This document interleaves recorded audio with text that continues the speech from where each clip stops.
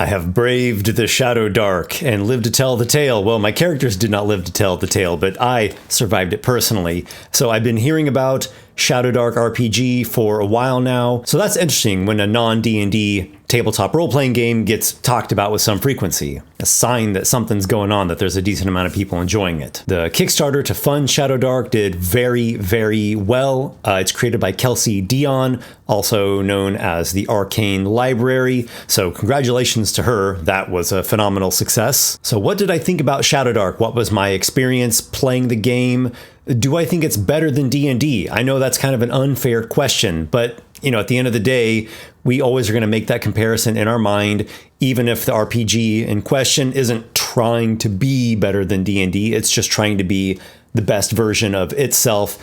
In the end, we all still have that question that we want to ask. So we'll get to my thoughts on that. First, I'm going to tell you about my experience with it, what happened, what's the game like, what are the rules and mechanics like. So this is part review, part anecdote, just my overall thoughts on the game. So I took a first look. I looked at the Kickstarter page and Google imaged, different illustrations from it. And I watched some YouTube videos of people reviewing it and explaining it and kind of showing off glimpses of it. My first impression was I like the art style. I like that kind of old school black and white, hand-drawn, ink drawing, swords and sorcery, dungeon crawling look. Even though I personally didn't get to play D&D in the 80s and the 90s, I did play other games inspired by D&D, and it had those kinds of drawings in it. Also, with my first impression was I thought that the game seemed a little bit too simple for my tastes, but I was interested to try it out. I also watched Kelsey Dion's video, the creator's video, doing the walkthrough of making a character, and she ended up making this goblin wizard who had one single hit point, and that gave me a little preview of what was to come. And I knew I wanted to play a wizard. I was hoping to get to play a wizard or maybe the cleric.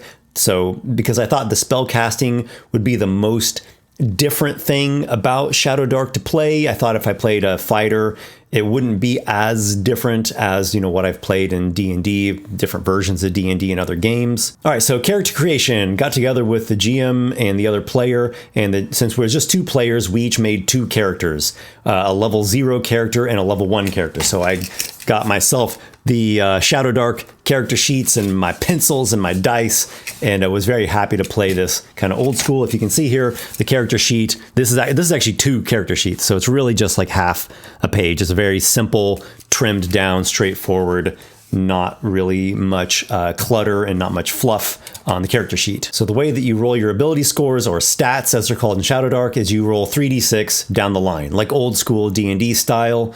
I know there are people that house rule this or change that, but I wanted to play it, and our whole group wanted to play it just as the game suggested, like just the actual baseline rules of Shadowdark. So as you can imagine, rolling 3d6 per ability score and just rolling them down the line is kind of gritty. So my level 0 character, who I decided was a goblin, has a strength of 11, a dex of 11, a con of 7, an intelligence of 11, a wisdom of 9, and a charisma of 15. So plus 0 strength, plus 0 dex, -2 con, plus 0 intelligence, -1 wisdom, and a plus 2 charisma, which charisma in Shadowdark doesn't really do much. There isn't really like a charisma class in the book. He just has a d4 hit die. You roll even your first level hit die.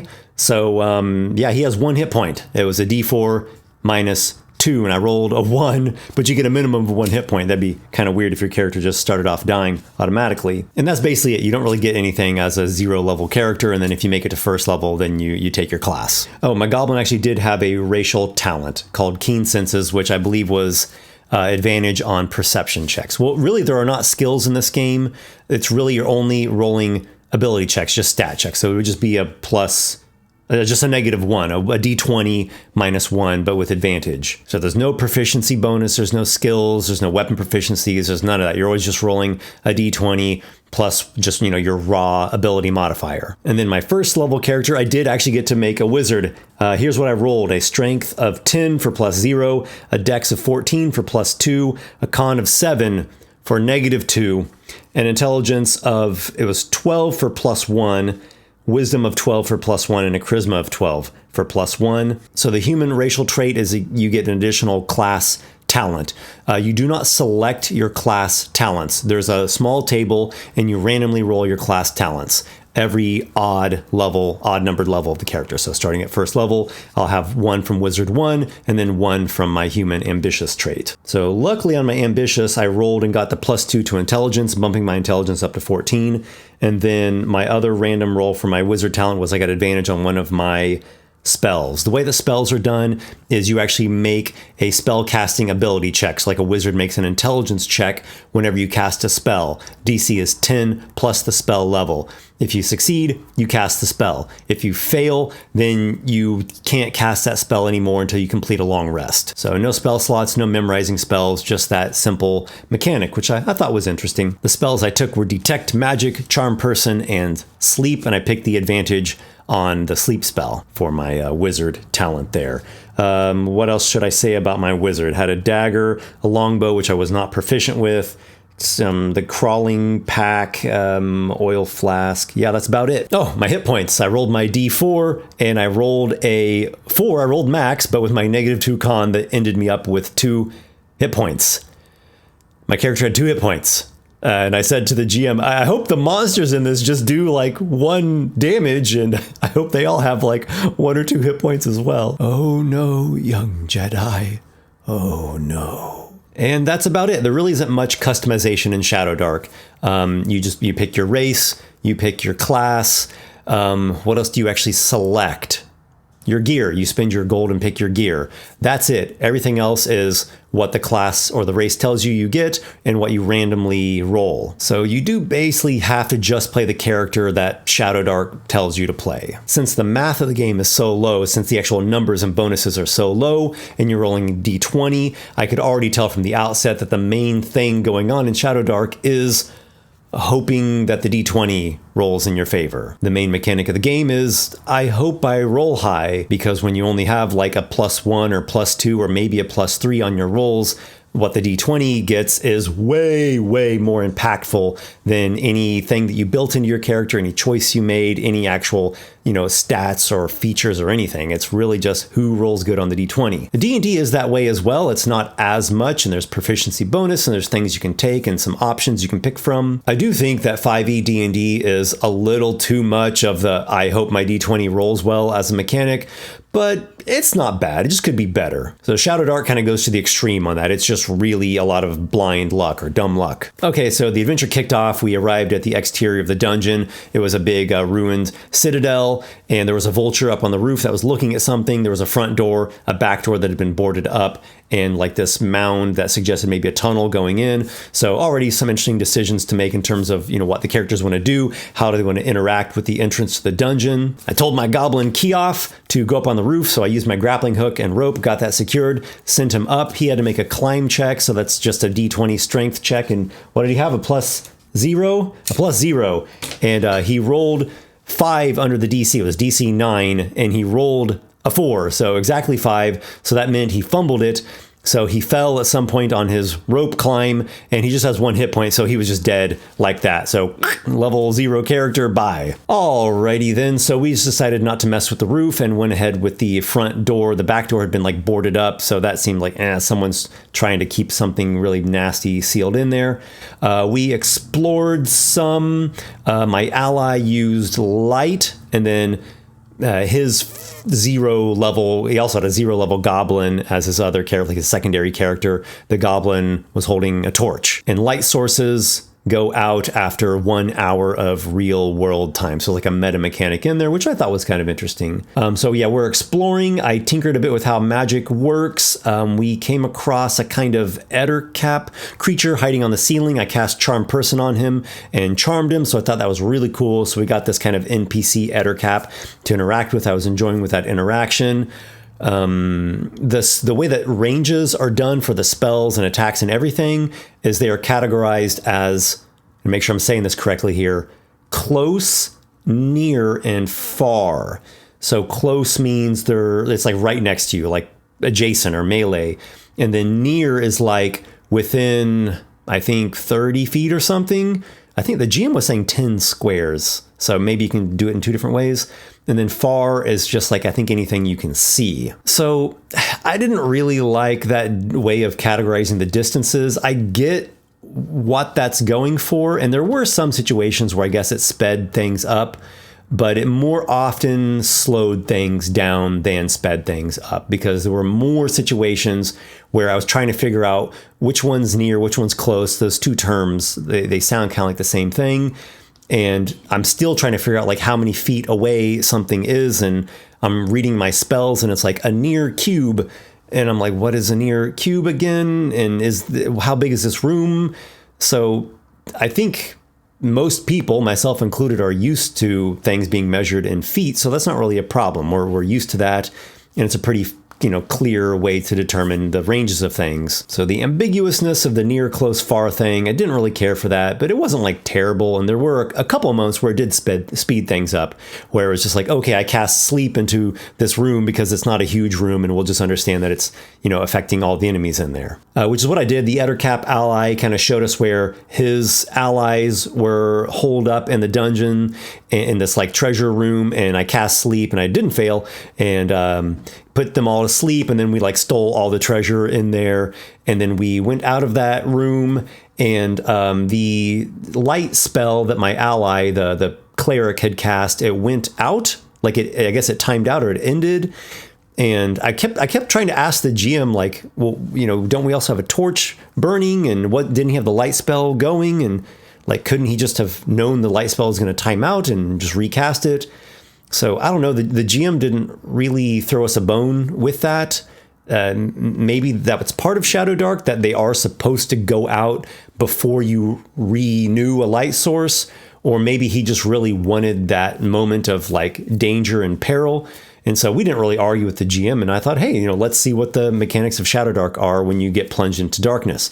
I've played Darkest Dungeon. I think the torchlight and getting into the actual Darkest Dungeon no torchlight mode going is pretty cool, like tense and nail biting, but really cool.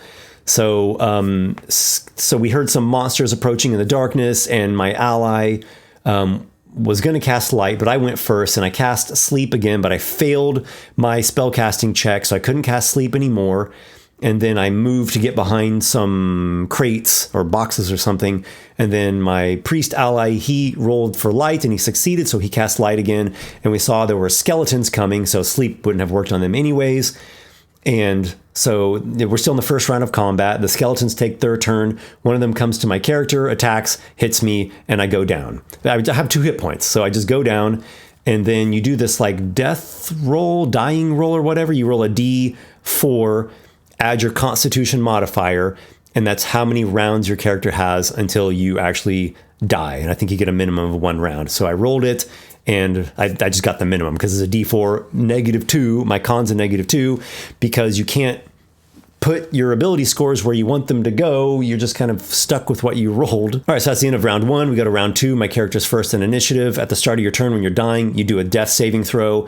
Just a D20, nat 20, you gain a hit point and can take your turn. Nat 1, you die right then and there. I didn't roll either nat 20 or a nat 1, and then just my turn's over because I'm dying, and then I actually die. So that's it. There's my character. Gwell, the human wizard, is dead, and the game pretty much wrapped up there. I think if I would have played Shadowdark in the 80s or the early 90s, like if it would have existed back then, I probably would have really loved it. It would have like rocked my world. It doesn't fully work for me to play a game that is this brutally dependent on the RNG of random dice rolls. Plus, you don't really have a lot of agency as a player in Shadowdark. Now, you have agency of, what does your character do?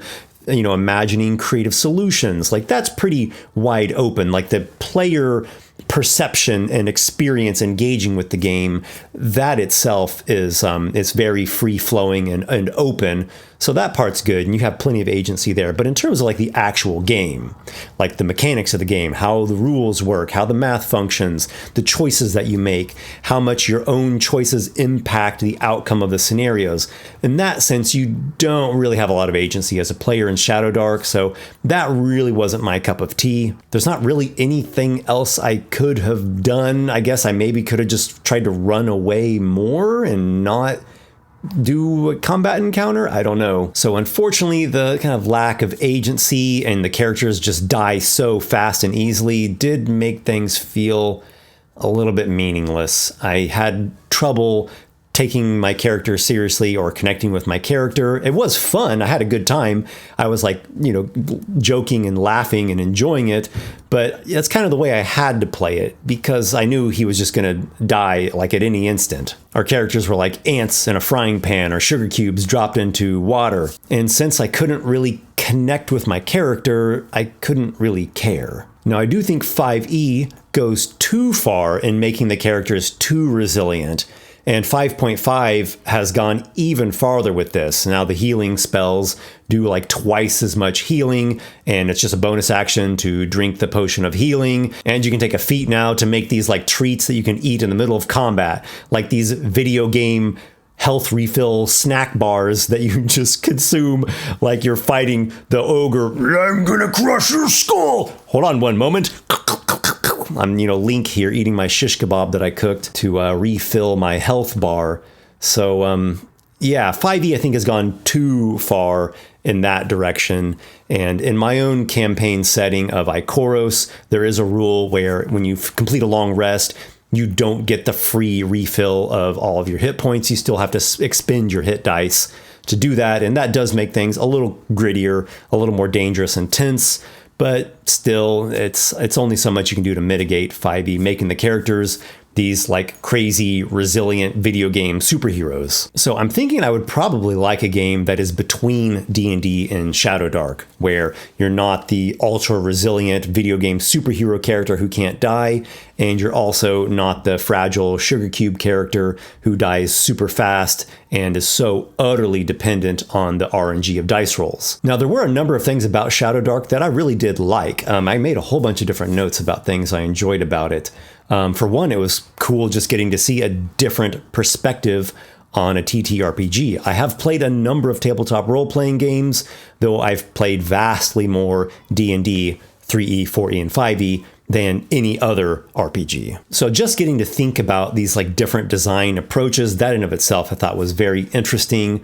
I appreciate how the Shadowdark gamebook and the rules are not cluttered. They're not overly verbose. They're very practical, very easy to reference, very trimmed down. Overall, the game itself is very clear and uncomplicated. D&D, as much as I love it, can get too cluttered. And I think the worst example of this is like the character sheet that's on D&D Beyond. When I see that thing with like all the boxes and graphics and numbers and text everywhere and tabs and subsections, it like just makes my head spin. I hate that. So Shadowdark trims things down a lot. Like it really clears away a ton of that clutter and does allow you to focus more on what your character does have. What else? I liked the way that gear slots are handled. I liked how XP is handled. Basically, you take your level times 10, and that's what you're aiming for to reach your next level. So at level 1, 10 XP will get you to level 2, then you reset it. So you get to level 2, and then it'd be 20 XP would get you to level 3. That's cool. The XP system in D&D is kind of a wonky mess. I like how dark vision is very rare in Shadowdark. The approach to the spell casting I thought was interesting. I'm not sure how much I like it, but I did like it. It was interesting. As I mentioned before, I do like the art style quite a bit. The aesthetic of a game is always very important to me. I do appreciate how the game has guts, right? It's not afraid to be harsh. I just think it goes too far. It's like too harsh, especially when the math of the game and the expressions of the game are so trimmed down and reduced and limited. It made things almost like comically brutal to me, where really I could only just kind of look at my character from a third person perspective and kind of laugh at him instead of me, myself, immersing and like connecting with my character. Now, regardless of the system, I don't have an expectation that I will always automatically right out of the gates be invested in my character. I don't have that illusion that, oh, I'll just always be connected with every character I make right from the beginning. Sometimes it takes a while for me to get to know a character and find out who he is and explore his personality and his character and his backstory and, take some time to develop a bond. But I think I would hesitate to put my heart into any Shadowdark character because they do feel kind of disposable. So do I think Shadowdark is better than D&D? Not overall, no, definitely not. But it is, I think, better in a few ways, and it is a good game. I think it's a cool game, and I would play it again at some point. I don't think I would make it like my main RPG, but it's something I could definitely see myself playing again. And if you yourself are curious about playing it, I definitely encourage you to go try it out. And to Kelsey Dion, if you do end up watching this video, I hope you can take my criticisms constructively here. I genuinely do mean them constructively. And I think it's really cool to see your success. I do think you've done great in many ways with this. And it's inspiring to me. It's motivating to me to see this game take off and to see your success. And, I've thought about making my own RPG many times, and this really inspires me to see what you've done here. So I genuinely do wish you the best. And in fact, I'll go you even one further. If you would like to play in the next Gauntlet Runner challenge, the next dungeon challenge on my channel, you are invited to play. I would be happy to have you on. If you're interested in that, just shoot me an email, esperthebard@gmail.com. It would be really cool to have you as one of the Gauntlet runners and see if you can survive a dungeon that requires a lot of clever thinking and tactical choices and luck. And it's a hardcore dungeon. And to everybody watching this, just a couple points that I want to mention real fast here. One is about designing RPGs, designing games. It's very hard. If you've never designed a game before, just imagine how difficult you might think it is to create an RPG and everything that is involved with all the mechanics and the play testing and putting the book together and the formatting and the marketing and the crowdfunding and the illustrations and the editing and revision and revision and revision and revision, the infinite revisions.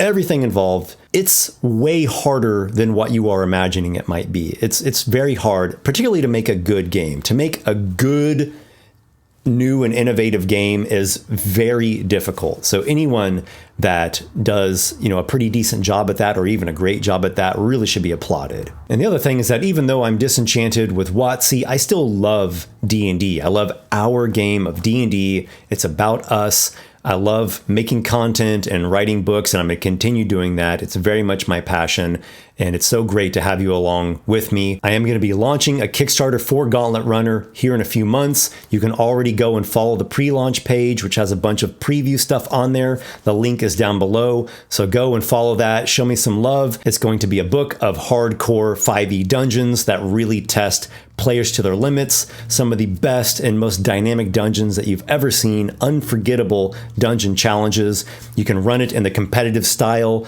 like I do on my YouTube channel here, or it also functions as just regular D&D dungeons. For a whole party, drop them into any campaign that you want in module style. And there'll be some player options in there as well, subclasses, feats, spells. You know how I like to do it up. Make an awesome book that's really going to enrich and enliven your own games, give you some of the coolest adventures you've ever seen, memories that'll stay with you for a lifetime. All right, guys, that's what I got for now. I'll let you know when I sample another RPG and give you my thoughts on it. Until we meet again, keep your torches burning bright to throw back the darkness, and may your adventures be many.